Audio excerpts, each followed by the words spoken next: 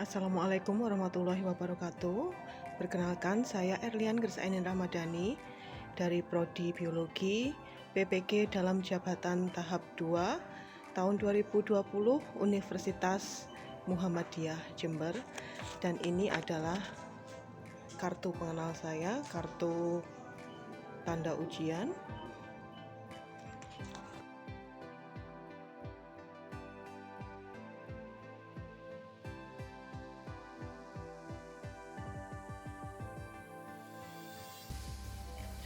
Saya melaksanakan video pembelajaran pada tanggal 23 November tahun 2020 pada pukul 9 pagi.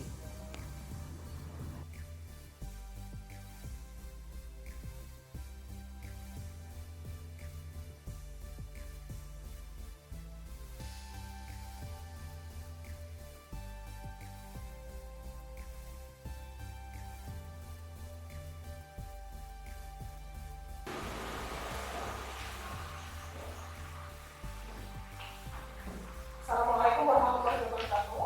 Waalaikumsalam warahmatullahi wabarakatuh. Gimana kabarnya anak-anak? Baik. Baik semua? Baik. Sehat ya? Alhamdulillah. Oke.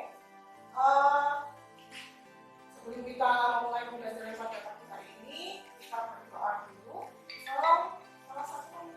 Marilah kita berdoa menurut agama dan kepercayaan masing-masing. Doa mulai.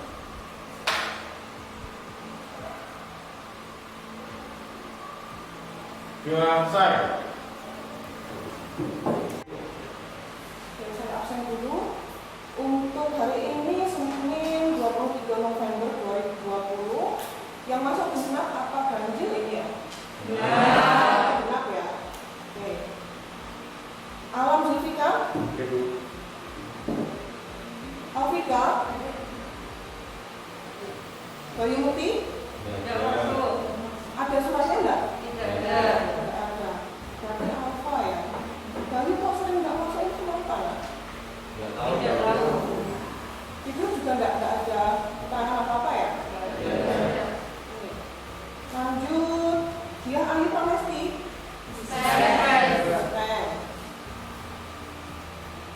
Dwi Nur Faiza, Galih Priyo, Jovita, Nadila, Rahma Okta, Resti Dwi, Roni Setio,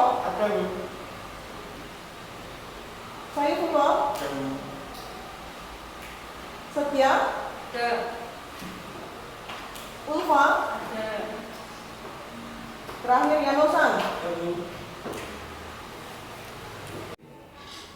Sebelum kita masuk ke materi pada pagi hari ini, apakah ada yang masih ingat materi kita minggu lalu? Ya. Oke, balik. Kita mempelajari apa minggu lalu? Mengenai macam organ dan fungsi organ dan darah. Oke, benar, ingatannya masih bagus. Kita minggu lalu mempelajari tentang organ peredaran darah beserta fungsinya. Oke, terus masih materi yang sama, sistem peredaran darah. Silahkan kalian cermati gambar yang saya tayangkan berikut ini. Coba perhatikan gambar yang saya tayangkan. Nah, kira-kira ada yang tahu namanya enggak? Oke, Setia silahkan. Namanya tensimeter. Namanya tensimeter. Kira-kira fungsinya apa ya? Roni silahkan. Alat untuk mengukur tekanan darah. Untuk mengukur tekanan darah. Baik sekali. Adakah di antara kalian yang pernah diperiksa menggunakan alat ini? Ada enggak? Rahma? Oh, kamu pernah mengamati cara kerjanya enggak dari alat ini? Pernah. Bagaimana cara kerjanya? Ada alat yang dipasangkan di lengan, kemudian alat yang bentuknya seperti balon itu ditekan-tekan sampai lengan kita merasa kencang. Oke. Nah, benar sekali yang dikatakan oleh Rahma tadi. Ada bagian yang dikaitkan ke lengan dan kemudian ada bagian yang dipompa. Yang dikaitkan di lengan namanya handset, kemudian yang dipompa itu namanya bulb atau pemompa. Kita lihat tayangan kedua. Nah, kalian lihat bentuknya tensimeter seperti ini. Ada yang manual dan ada yang digital. Yang pernah kamu pakai yang mana? Manual. Yang manual. Biasanya ada satuannya itu pakai air raksa. Kalau sekarang kebanyakan pakai yang digital. Bahkan ada yang cukup digelarkan di pergelangan tangan saja nanti bisa mendeteksi tekanan darah kalian. Oke, untuk tujuan pembelajaran kita pada pagi hari ini, setelah kalian membaca jurnal kesehatan, nanti akan saya lampirkan di LKPD, kalian bisa menganalisis minimal 3 gangguan sistem peredaran darah pada manusia dengan tepat. Tujuan kedua, setelah mengamati gambar dan infografis pada PowerPoint dan diskusi kelompok, kalian bisa menganalisis minimal 3 macam teknologi yang berhubungan dengan sistem peredaran darah pada manusia dengan tepat. Tujuan pembelajaran kita yang ketiga, melalui kegiatan membuat poster infografis, peserta didik mampu mengkomunikasikan tentang pentingnya menjaga kesehatan jantung dan nanti kalian posting di Instagram. Nah, sebelum kalian masuk ke materi inti, silahkan kalian kerjakan quiz dulu yang ada di depan. Berapakah besaran sistol dan diastol pada tensimeter pada gambar di samping? Kemudian termasuk kategori apakah tekanan darah yang tertera pada tensimeter? Silahkan siapkan selembar kertas dan alat tulisnya.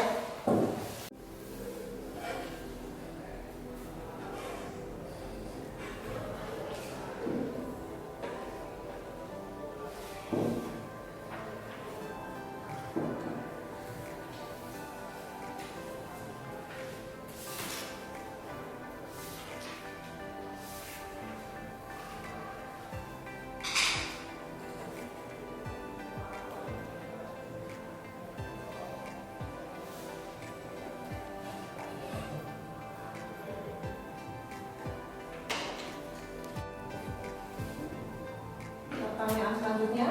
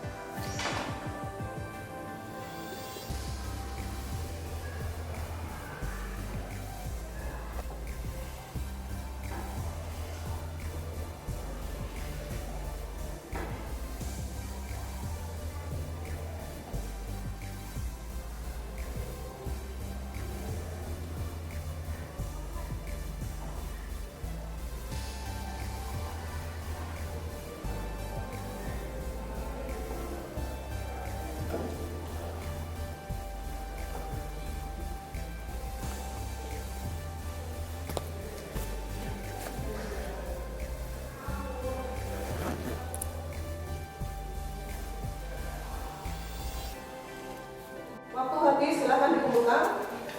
Bagian tengah saya ke kanan, sebelah sini ke kiri.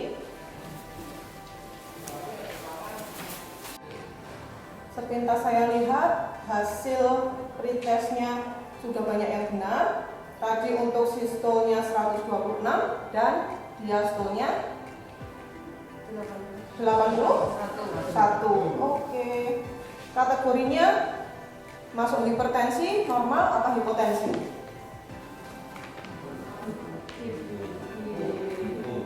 Hipo, normal apa hipertensi? Normal. Kita lihat dulu tabel dari WHO ini.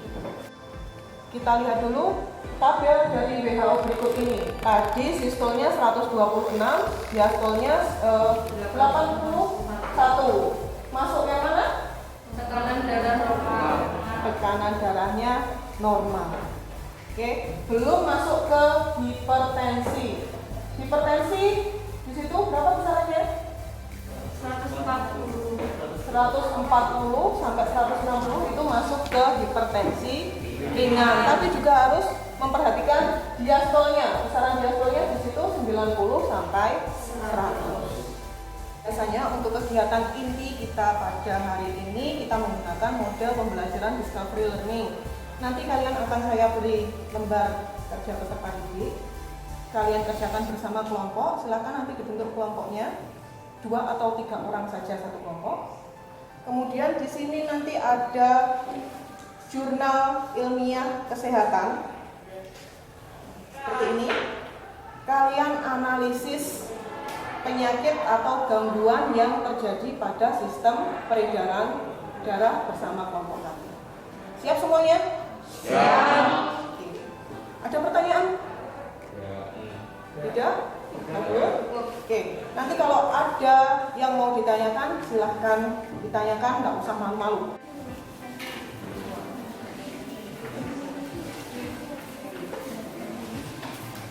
Ini sudah dapat? Sudah dapat? Semuanya sudah dapat ya? Ya. Oh, berarti satu kelompok 2 orang saja.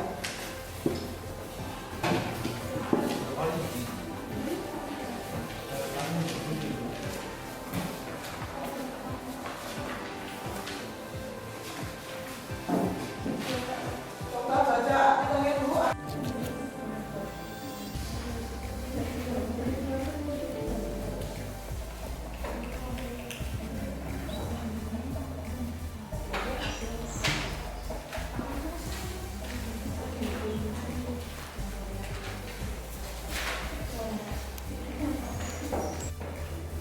Sering terjadi adalah faktor pembukaan baru.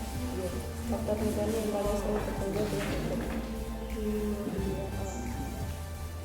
faktor itu bukan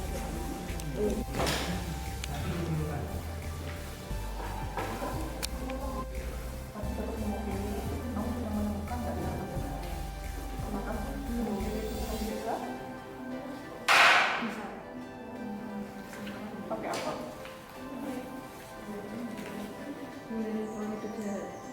Padahal hemofili itu penyakit menurun. keturunan. Oh, kalau kita menurun, pencegahannya bagaimana? Menghentikan sumbernya. Pernah tidak screening sebelum pernikahan? Oh iya. Nah, itu makanya kita harus screening sebelum pernikahan biar mengetahui silsilahnya. Misalnya biar kamu harus rajin-rajin tanya ke keluarga, misalnya punya banyak penyakit apa sih untuk menyelamatkan generasi ini.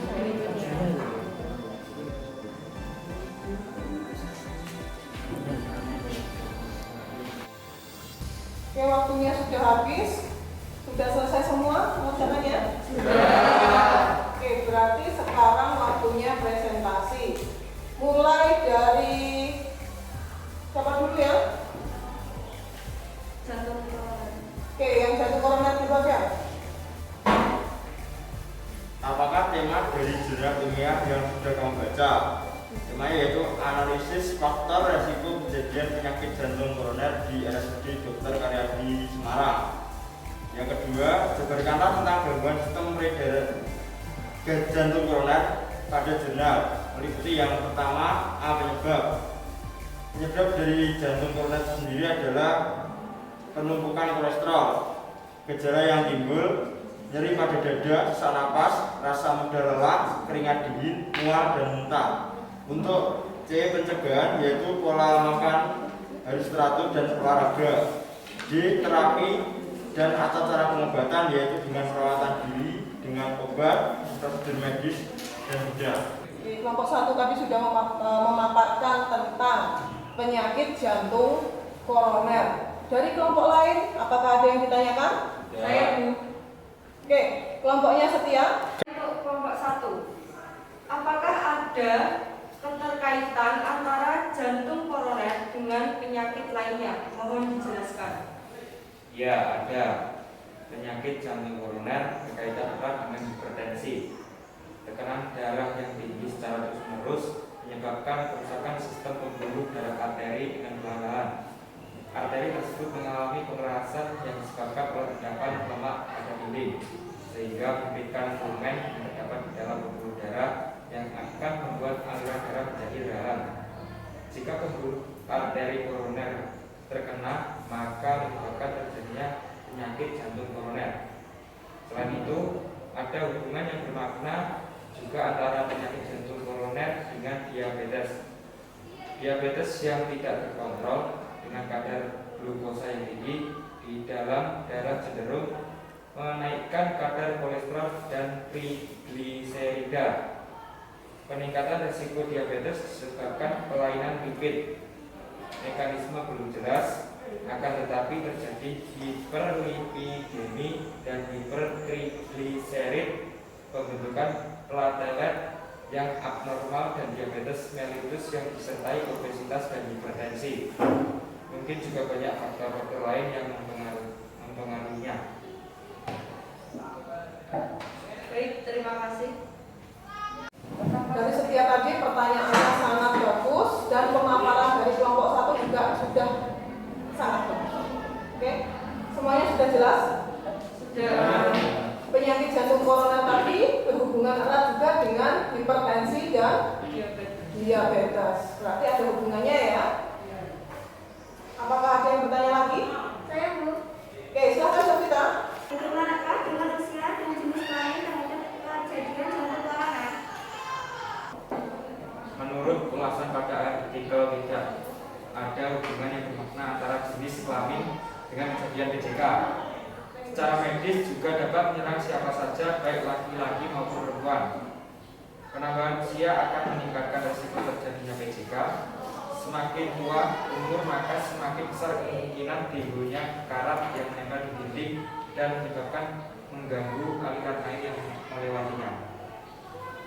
Baik, terima kasih. Oke, bagus sekali presentasi kalian pada hari ini.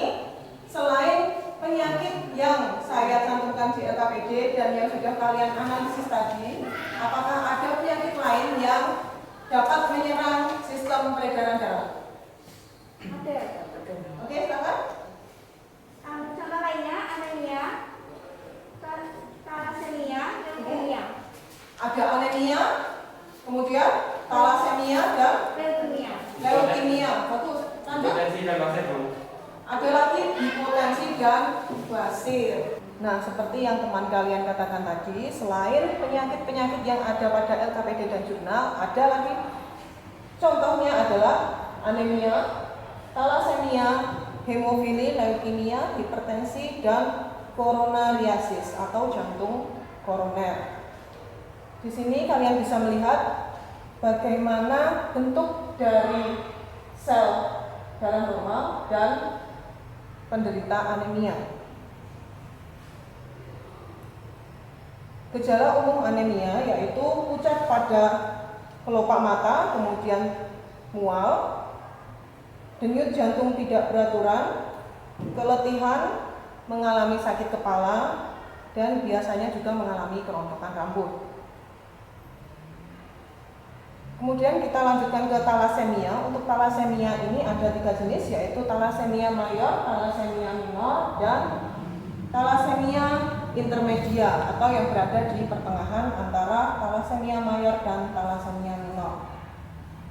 Nah, bisa kalian lihat di sini adalah anak-anak penderita thalassemia. Dari ketiganya dia mempunyai ciri fisik khususnya di wajah yang sangat khas.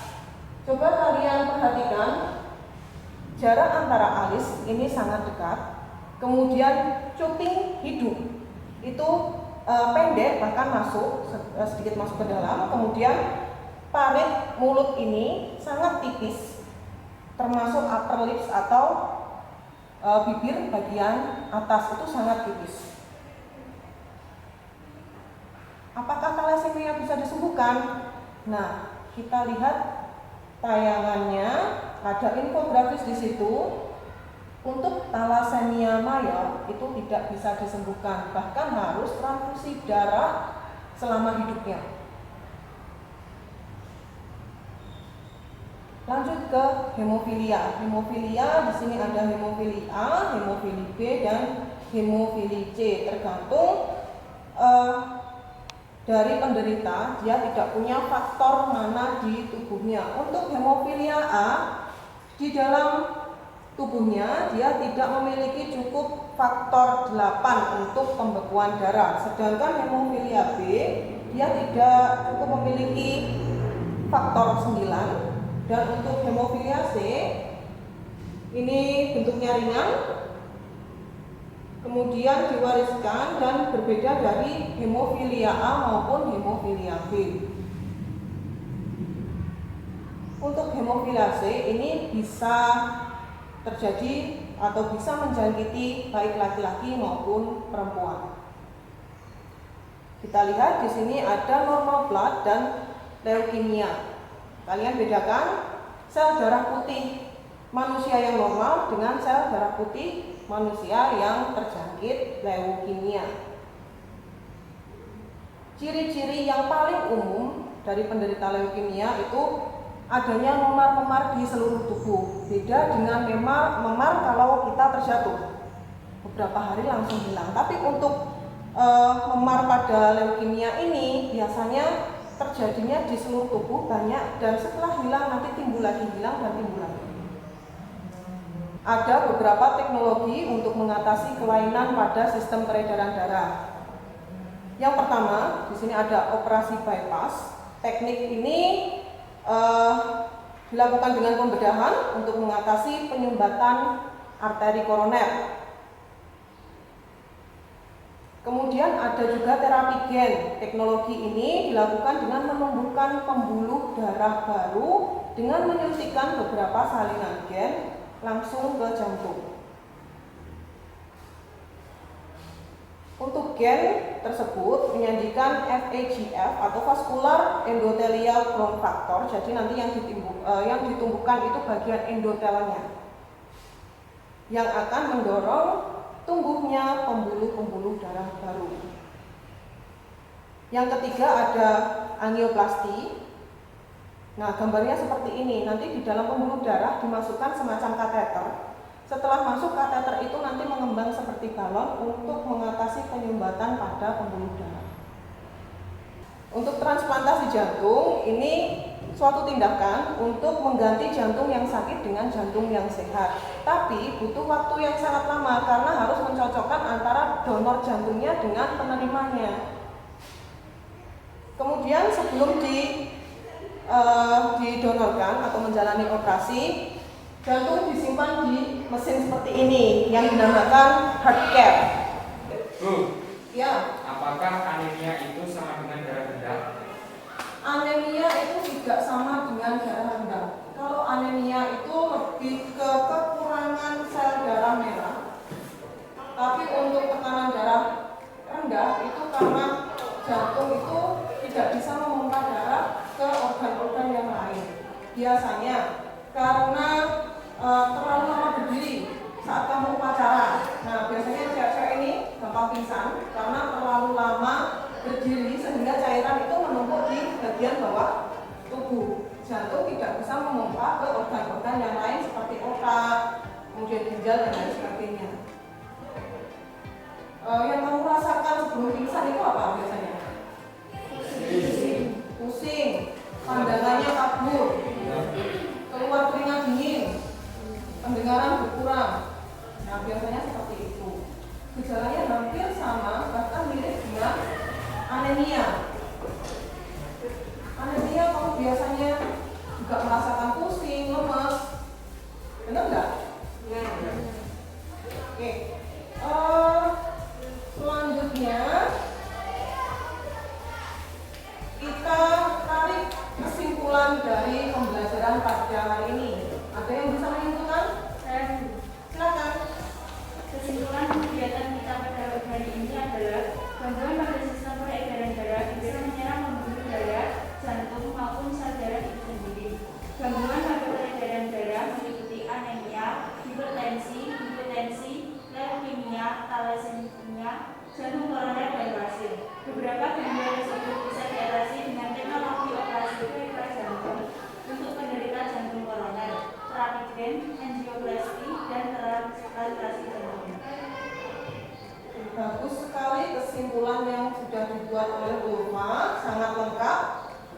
Bagaimana dengan yang lain? Apakah bisa dipahami? Bisa. Alhamdulillah. Hari ini kita sudah belajar tentang gangguan yang terjadi pada sistem peredaran darah dan teknologi yang dapat mengatasi gangguan tersebut. Sebelum pembelajaran saya akhiri, saya ada proses untuk kalian. Nah, ini untuk mengukur sejauh mana pengetahuan yang sudah kalian terima hari ini. Ada beberapa soal di sini. Silahkan kalian kerjakan. Waktunya 5 menit. Mulai dari sekarang.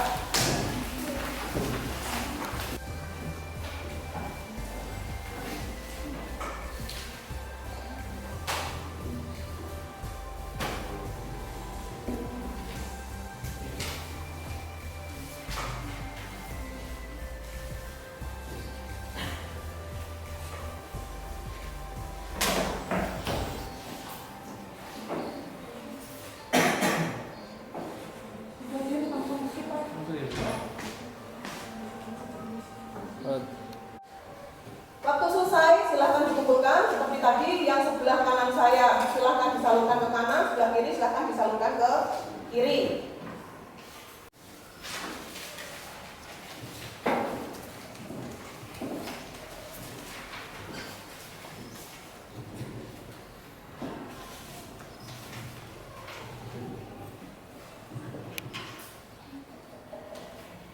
Tugas lagi yang harus kalian kerjakan dan saya beri waktu 1 minggu.